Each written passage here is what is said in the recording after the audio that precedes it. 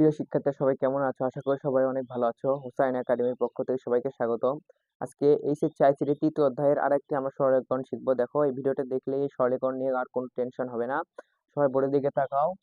দেখো প্রমাণ করতে বলছে a plus B into A plus B not equal to A প্রমাণ করতে বলছে। এখানে বাম পক্ষ দেওয়া আছে, এটা ডান পক্ষে এ প্রমাণ করতে বলছে।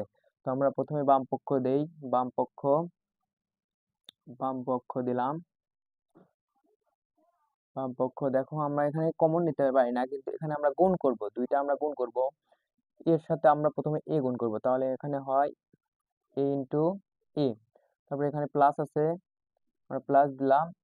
তারপরে এর সাথে এ বি নট গুণ করব, তাহলে আমরা পাই হচ্ছে A B not into A B not. তারপর এখানে প্লাস আছে, প্লাস দিলাম। তারপর বির সাথে এ গুণ করব, তাহলে পাই হচ্ছে বি এ।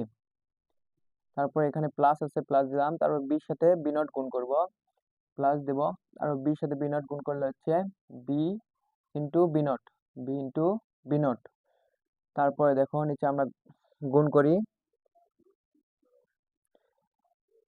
এ ইন্টু এ গুণ করলে আমরা পাই হচ্ছে এ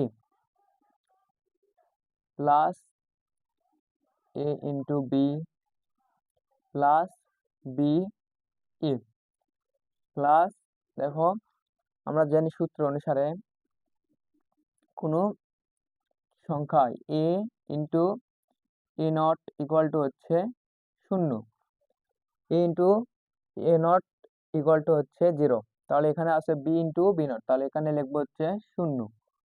তারপর আবার নিচে আসি, দেখো এ প্লাস লিখলাম। দেখো এই দুইটার ভিতর আবার আমাদের এ কমন যায়, এটাতেও এ আছে এটাতেও এ আছে, তাই আমরা এখানে লিখবো এ কমন নেব। এ কমন নিলে আমরা এখানে পাই হচ্ছে বি নট, এখানে বি নট পাই প্লাস, এখানে যদি এ কমন নিই তাহলে এখানে পাই হচ্ছে বি, আর শূন্যর তো কোনো দাম নেই। তারপরে দেখো